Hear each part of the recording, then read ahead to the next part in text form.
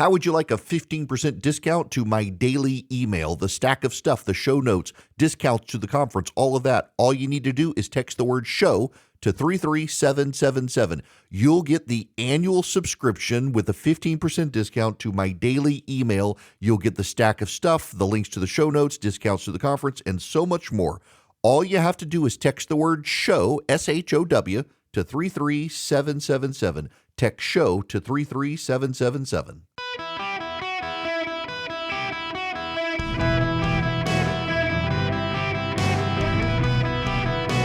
Welcome to the Eric Erickson Show podcast, Hour 3.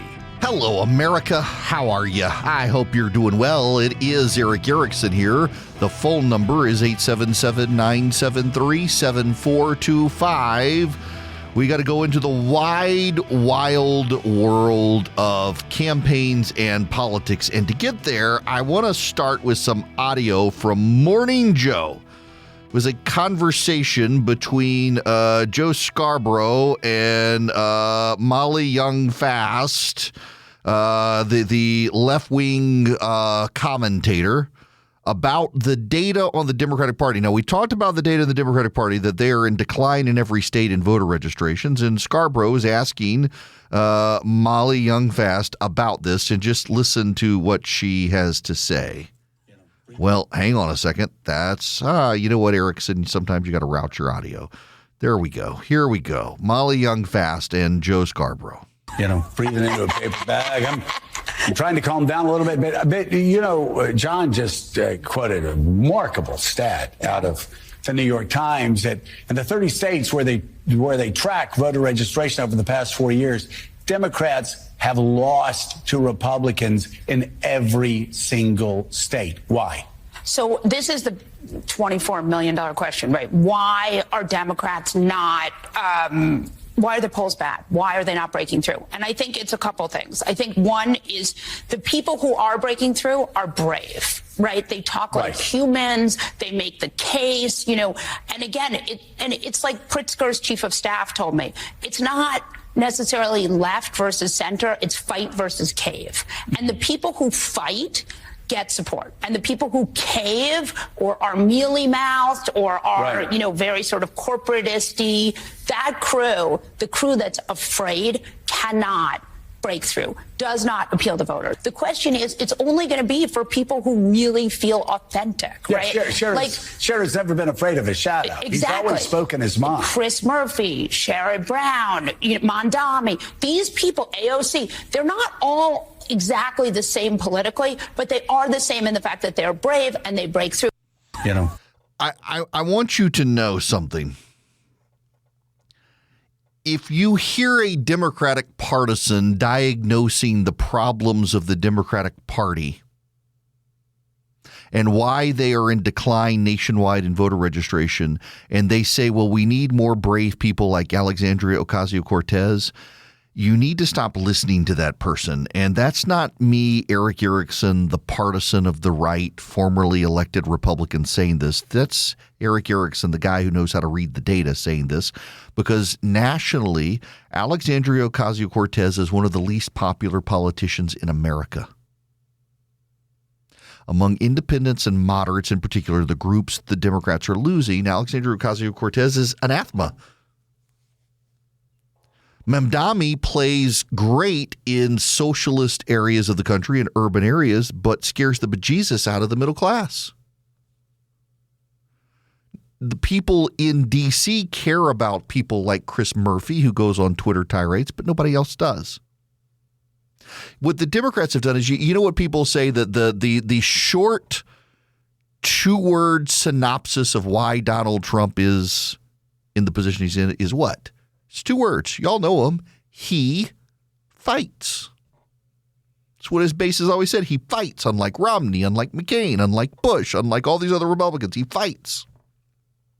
And if you listen carefully, that's where the Democrats have diagnosed their problem from, is nobody fights, and the people they elevate, they fight. That's why Gavin Newsom is doing his mimicking of Donald Trump online. He fights. But that's not what the data shows is wanted. What the data shows, the problem with Democrats is twofold. Among progressives, it's that nobody fights, and among everybody else, it's that they're too far progressive. So you want the progressives to have the Democrats fight, and you want the moderates and the middle class, the people who you need to vote for you to actually win a majority of the vote.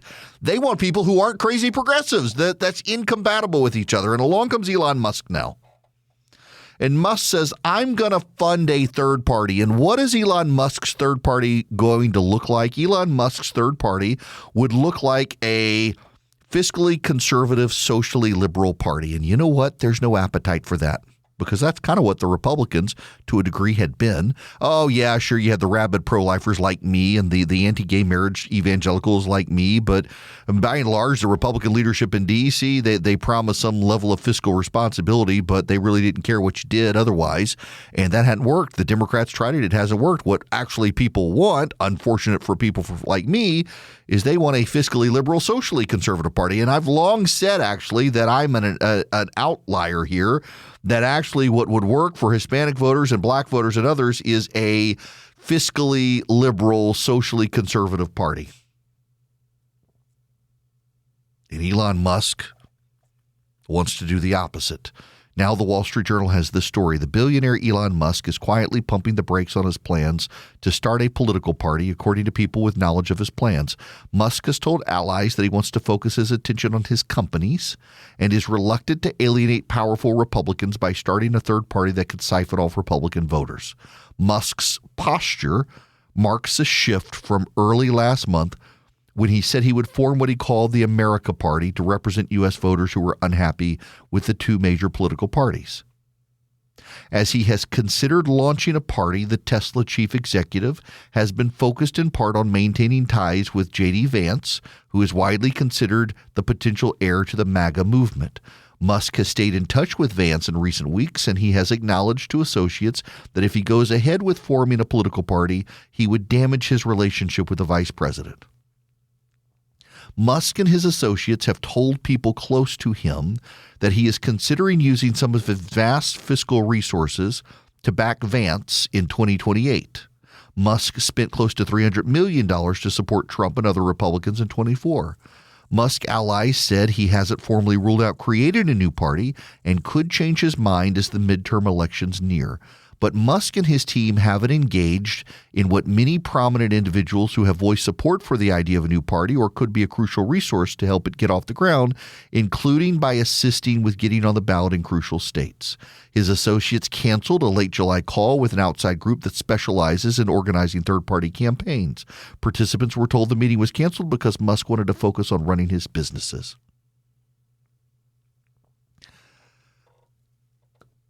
I don't know Elon Musk, and I don't know people in the direct orbit of Elon Musk. Well, some, but not great. But, man, I wish I could talk to Elon Musk and just get 5 minutes of his time.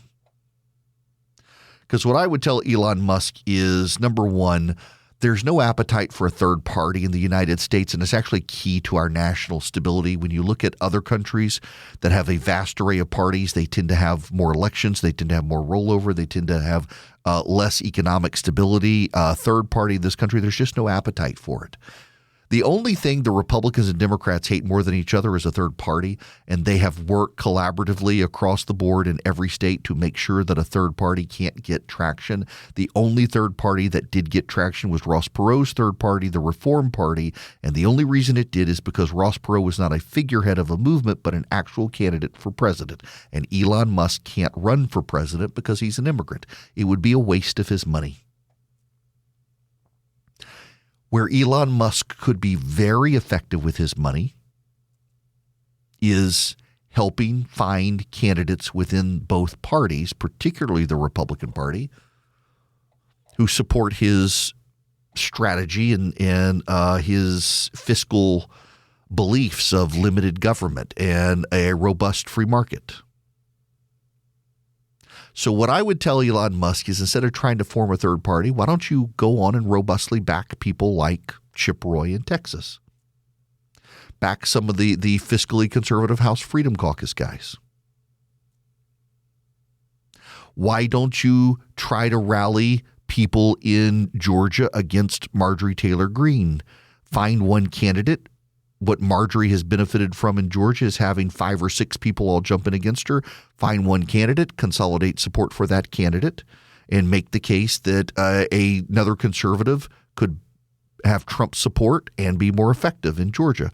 Why don't you, Elon Musk, get into the Democratic Party in certain areas of this country and back more moderate candidates against the wackadoo progressives, like AIPAC has done quite successfully? Why don't you ally with AIPAC?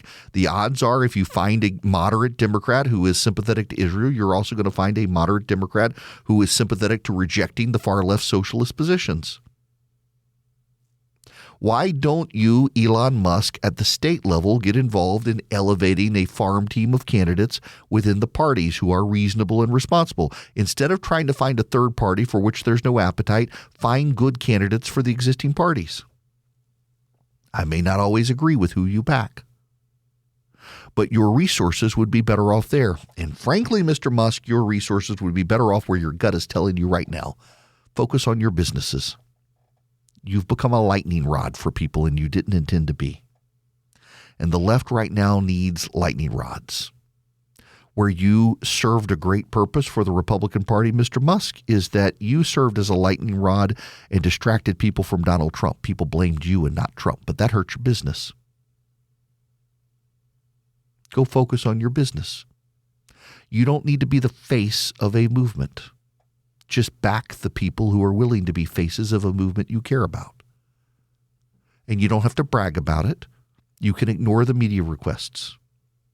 You can fund an outside group with others that help J.D. Vance in 28. Odds are J.D. Vance is the Republican nominee in 2028. I mean, J.D. Vance essentially has to either wreck the economy or decide he doesn't want it to not be the Republican nominee in 28. And even if he wrecks the economy, the odds are it's his. I think the only other real contender out there is Marco Rubio. And I think that Vance, because he's the vice president, is the default presumptive nominee. So go help J.D. Vance, and maybe you can surround him with some people who share your economic vision. But go advance members of Congress. Go, for example, help the Chip Roys in Texas. Go help the Rich McCormicks in Georgia. Go help the Thomas Masseys in Kentucky. Go find you candidates who are fiscally conservative, who believe in free trade, who don't believe in tariffs, who don't believe in subsidy, who are building a Republican Party to outlast Donald Trump. Right now, Donald Trump has the Republican Party in his hands. And there's very little public appetite among Republicans to distance themselves, even on like a lot of Republicans don't actually like tariffs. They're actually hoping that the courts strike down the tariffs. And I think the odds are good the courts do. They don't want to publicly challenge Donald Trump on the issue, but they're going to be around after Donald Trump. Whoever gave Elon Musk the idea of starting a third party probably wanted a lot of money, because the consultants who do this stuff, they get rich and the parties never take off on the ground. But I would just tell Elon Musk that there's a path forward for you to do what you want to do, but it's within the existing parties in the primary process, vetting and finding good candidates to run for office. I think it's the way you go forward. And I would tell Elon Musk there are a lot of people, because you're a billionaire, they want your money. I couldn't care less about your money. I don't need it. I don't want it. Now, I wouldn't mind borrowing your private jet. I got a flight ridiculous strategy coming up, and you want to put me on your plane, I'll totally do that. But I don't even really need that. Delta is fine. It goes where I need to go. All I'm saying, Elon Musk, is you get surrounded, because you're a billionaire and you're allied on the Republican Party side, with a bunch of grifters who sound like they know what they're doing, and they don't necessarily actually implement the plans they say they can implement, because they're in it for the money in the beach house. What I would tell you to do is to go the route that Jim DeMint did long ago with the Senate Conservatives Fund. Find like-minded people that you can elevate in the primary process and get people to rally around, who aren't going to necessarily break up the party, but actually will be committed to fiscal coherency, because that is your issue. Based on my understanding of all these things, is your issue is the size and scope of the federal government. And so there are lots of people who could win in the Republican primary who would care about that issue, who will outlast the age of Donald Trump, who will redefine and reassert the power of those in the process of the Republican Republican Party who want to limit government. And if that's what you want, you don't need a new party. You just need to assert a quiet takeover at the primary level of the Republican Party. Greetings, welcome. I will take your phone calls here when we get back. A little bit of a short segment, 877-973-7425. Should you wish to be on the program, I'm going to pull up my phone right here. Let's see here. Do you have 5 minutes to chat about my political campaign? That's one text. Here's another one.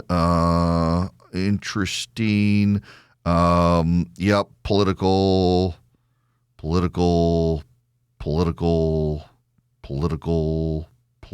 Yeah, I've got lots of these. I'm running the new Apple operating system. It's in beta right now. And there's a little filter.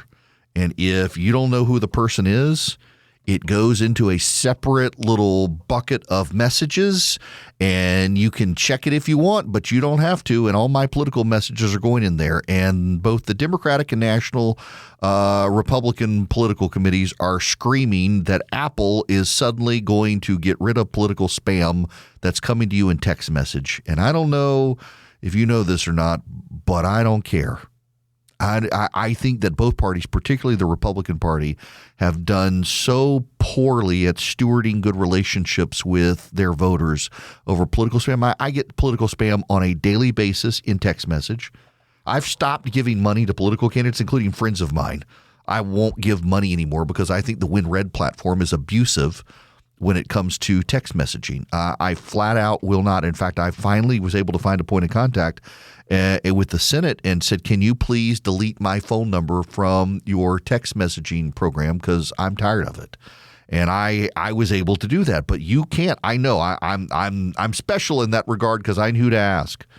But the political committees of the parties are screaming mad over Apple. I say God bless them.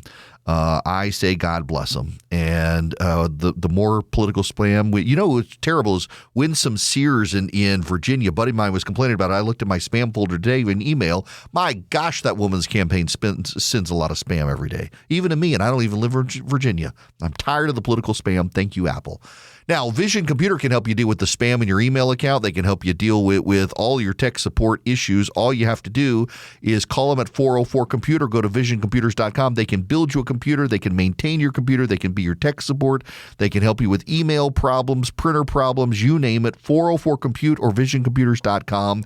Vision Computers can build you a great machine, and they can also manage it with IT, where you get a phone number. And you call the phone number and you get someone on the phone in 15 seconds or less. You do not have to send an email ticket. You actually call the phone number and talk to a live human being, not an AI chatbot, and they take care of you. All you have to do is call them at 404-COMPUTE. If you tell them Eric sent you, you're going to save even more money. Here's the thing. If you've got managed IT for your office right now and you're doing the email claims tickets when you got a problem, you call Vision at 404-COMPUTE, and they can actually set you up with live human operators that your employees talk to, decrease your downtime, increase your productivity, and save you money too. 404-COMPUTE. Hello, America. Welcome. It is Eric Erickson here. The phone number is 877-973-7425. If you want to be on the program, let me go next to Mark. Welcome to the show, sir. How are you? Hi, Eric. Thanks for always speaking your mind on your show. I did some reading yesterday from a few think tanks and other news sources, and I found something interesting. So apparently, in the last 1,000 days, Russia has gained less than 1% of Ukrainian land. Mm-hmm. So I did a rough kind of, calculation. So by current rates, it seems that if they would want to take the Donbass region, it would require them something like 4 years and probably another 500,000 dead and wounded. So I don't know. I was just thinking that maybe it makes sense to just kind of push Russia to agree on the current line of contact rather than just kind of gifting them this territory, which they will have great difficulty getting? And why do you think the news is not reporting like on this more nuanced aspect of the war? Okay, let me start with the last one. Why do I think the media is not reporting on it? I actually know the reason the media is not reporting on it, having talked to a number of them, is because in their mind, the situation changes every day on who controls what. There's a push forward, a push back constantly, and they've kind of gotten out of the who controls what territory because it changes so much. And also, they're not necessarily convinced of the honesty of either side in claiming territorial control. However, they acknowledge that at the end of the day, the Russians have not actually been able to make the gains the Russians claimed they were going to be able to make. The Ukrainians have been able to hold the Russians. And in fact, the Russians made a big advance a week ago and were able to capture more territory. And they've now been pushed back from where they had captured territory. So it really is a stalemate. But in the process, Vladimir Putin is killing Ukrainians and also letting Russian criminals who he sent to the front lines die. So he's okay with it. But the Ukrainians, remember, the Russians thought they could win this thing within 5 days.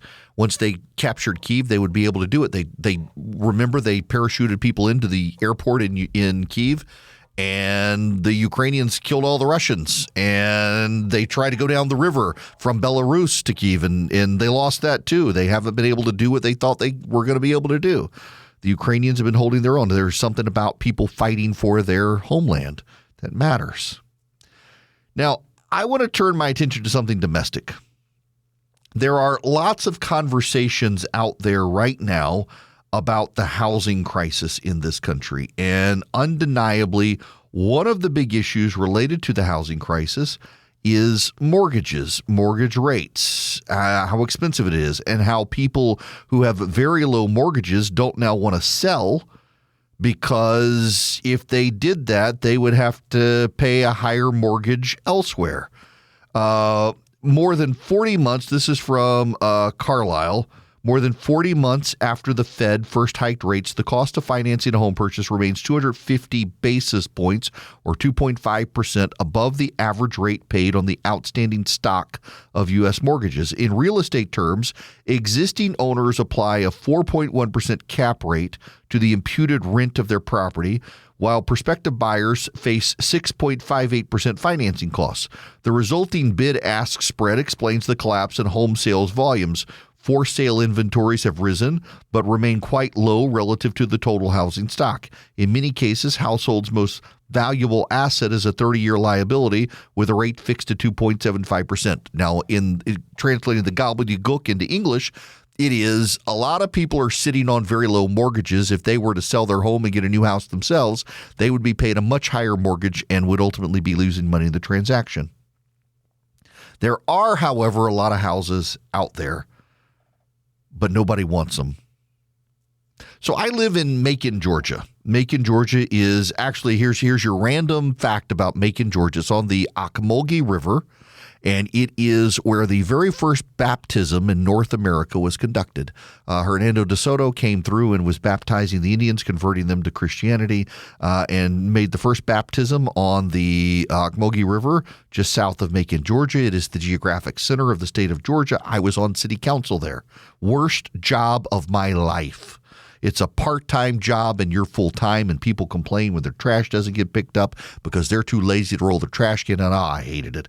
Problem with elected office is there's a thing called a constituent, and a constituent is a voter, and a voter is a person, and people are stupid. But I digress.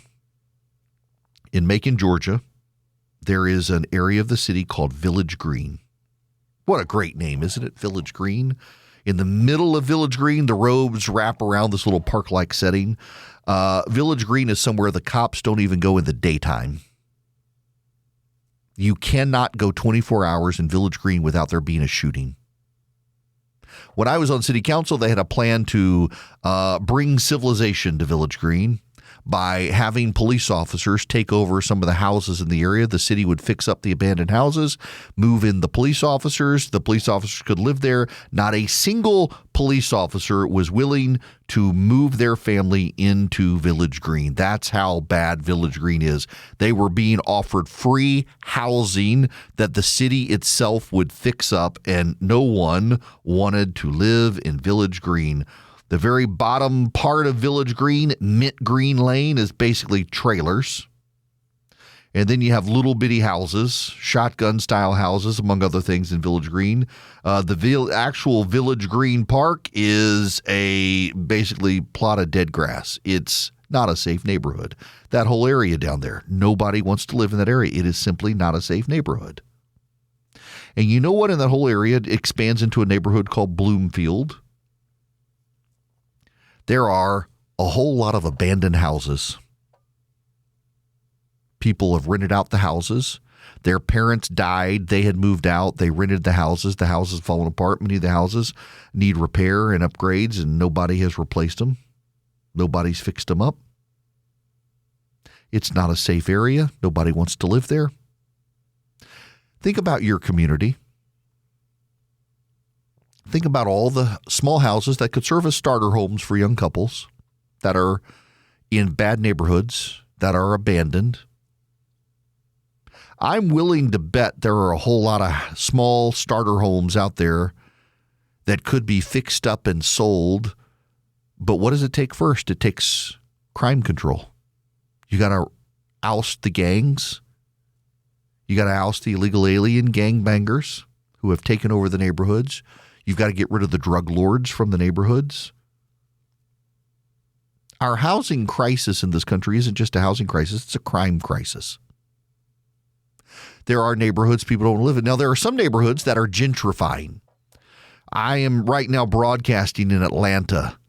Every one of you has a story. I saw, those of you out on KSTE out in Sacramento, I saw a story out in your newspaper last week on gentrifying black neighborhoods and Hispanic neighborhoods where some upper income white tech kids are buying houses and the housing prices are going up, the property values are going up, and people are having to move out. It's a problem all over the country in urban areas where the young white liberals are moving in. They want to be in the black neighborhoods that are close to their offices because, God forbid, they commute. It's bad for the environment. They're buying houses. They're fixing them up. They're crime-ridden neighborhoods, but as more white kids move in, the crime goes down as the gangbangers can't even afford to live in the houses they're squatting in. They're being pushed out. But then the property values start going up, and the longtime black and Hispanic residents of the neighborhoods get pushed out because they can't afford it. There are a number of neighborhoods in Atlanta where historically black neighborhoods have become very white, and the historic black families that have lived there for 50, 60, 70 years are being driven out because the home prices are going up so much they can't afford the property taxes. But also, if we're honest about it, the property tax values are going up, the property tax base is expanding, and crime is going down in the neighborhoods. It's a complicated situation, but the bottom line is this. In Washington, D.C., Donald Trump has decided to crack down on crime. The majority, even though the majority of the nationalized police force and the National Guard and the park rangers, law enforcement rangers for the park are in areas of the tourists, the majority of the arrests are happening in the crime-ridden neighborhoods. Polling shows in a city where 95% of people voted for Kamala Harris that 90% of them are upset with Donald Trump doing this. Ironically, you look at the deep dive in the polling, disproportionately white people, comfortable existence living white people are way more upset with Donald Trump doing what he's doing than the black families who are now safe. You want to expand housing in this country, it's just not a mortgage issue, and it's not a we need to build more houses issue. It's a we need to take back the neighborhoods that are crime infested with a lot of abandoned houses, force people to fix up those houses and put them on the market. A lot of those neighborhoods are starter house size houses. Where I live in Middle Georgia, home prices in my old neighborhood are about $100,000 to $150,000 more than where they were. And they were starter homes built in the 50s, but it's a good neighborhood. Not a lot of crime. There's a great public school, elementary school. But then you get down to the neighborhood like Bloomfield and Village Green. There are a lot of available houses down there, but nobody wants to live in the neighborhoods because law enforcement doesn't even go down there. You get rid of the gangs, you get rid of the drug dealers, you get rid of the crime. Suddenly you're taking a neighborhood with a lot of available housing and you're putting it on the market and making it attractive for people to want to live there because they know it's safe. One of the weird problems in our society right now, and one of the weird bits of thinking on the left, is that you as an urban dweller should should not be safe from crime. They don't like to put it that way. The way they put it is that crime is just an incident of the city. You should expect crime and homelessness in the city. I would like to tell you that that is demented thinking. You should not have to expect to walk over a pile of human feces when you're walking down the sidewalk in a city. That is the left deciding decline is a choice. They have decided to decline. That is the left failing you. That is progressive politics failing you. I would like to say a nice word about the mayor of Atlanta. We had a terrible mayor in Atlanta for a while, Keisha Crimewave. Keisha Crimewave Bottoms fought the political establishment of Atlanta, and I had a lot of high hopes for Keisha Crimewave Bottoms. She fought the longtime political establishment in Atlanta, Georgia. A lot of them did not care for her. They challenged her, and she beat them. She beat the establishment. She beat all of them. And I thought, this is good. Atlanta's thinking outside the box. And she had a hard time getting the political establishment to align behind her when she won. And then when the George Floyd riots broke out, instead of standing with the police, she stood with the rioters. She stood with the criminals. She played it wrong. She tried to consolidate black support behind her by alienating the police and business community, which started a secession movement from the city of Buckhead, the financial center of the city. And she decided ultimately not to run for re-election. She knew she couldn't get reelected. Now she wants to be governor of Georgia, which is wild. What arrogance. But the new guy came in, Andre Dickens. He's the 61st mayor of Atlanta. He actually consolidated political support among the establishment. He got the business leaders involved and the black community involved. He's black. And you know what he did? He turned the police loose. He knew that Atlanta couldn't afford to lose Buckhead, the financial center of the city. Where Keisha Crimewave Bottoms had destroyed relationships with the Republican leaders of the state, he rebuilt those. Where Keisha Crimewave Bottoms outlawed aggressive law enforcement of the city, he said, go do your jobs, police. Crime's gone down in Atlanta. Crime hasn't just gone down in the wealthy white neighborhoods. Crime's gone down in the black neighborhoods, too. And you know what has happened? Developers have come into those black neighborhoods and taken abandoned houses and started fixing them up. And those houses are coming on the market for sale. Affordable housing without the city intervening. You know what the city of Atlanta did? They fought crime. It's not perfect. There's still crime. There's still parts of the city that aren't safe to go to.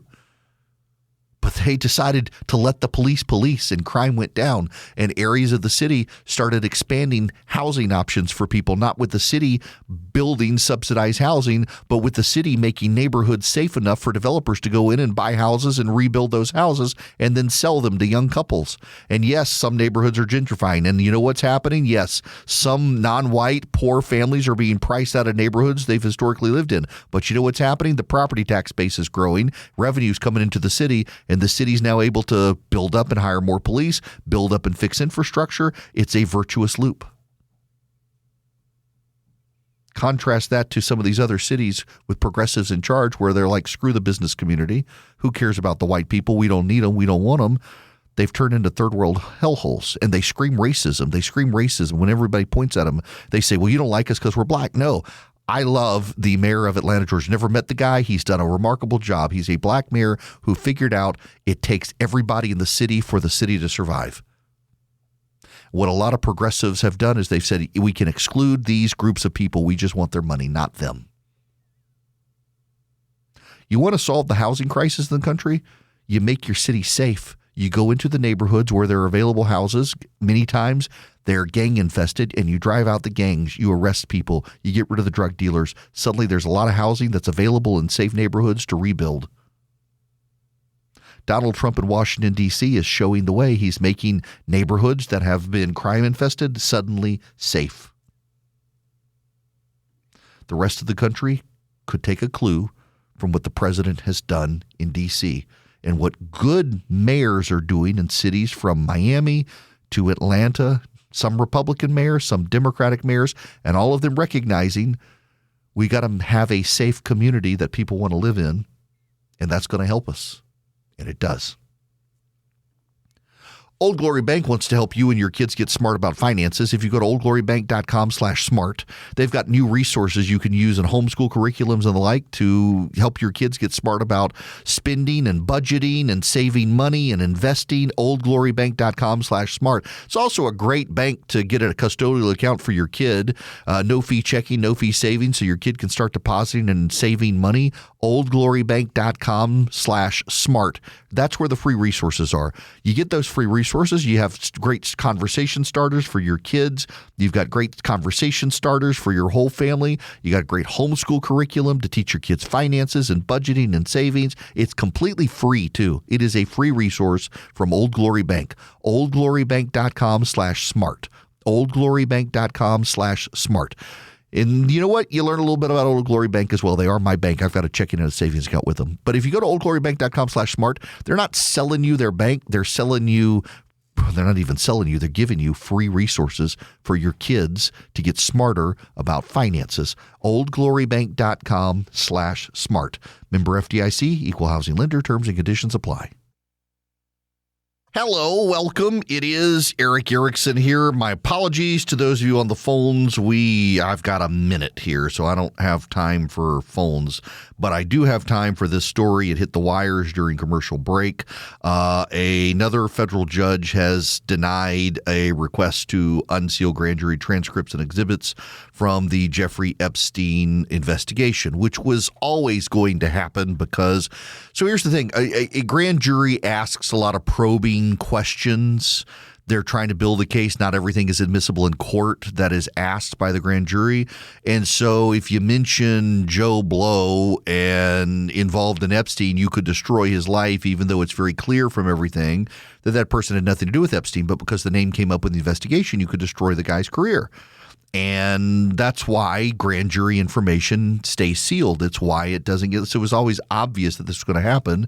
And that also means Congress is not going to get the information from the grand jury. There is a separation of powers issue at stake here. It was just kind of obvious that this was always going to be the way it went. We're never going to get all the answers people want. All right. I am out of time. Tomorrow, well, there is a story hitting the wires right now about a massive new ammunition depot that the federal government's going to make. You should at least get the 4 things to know this afternoon because I'm sure I'll have a blurb in it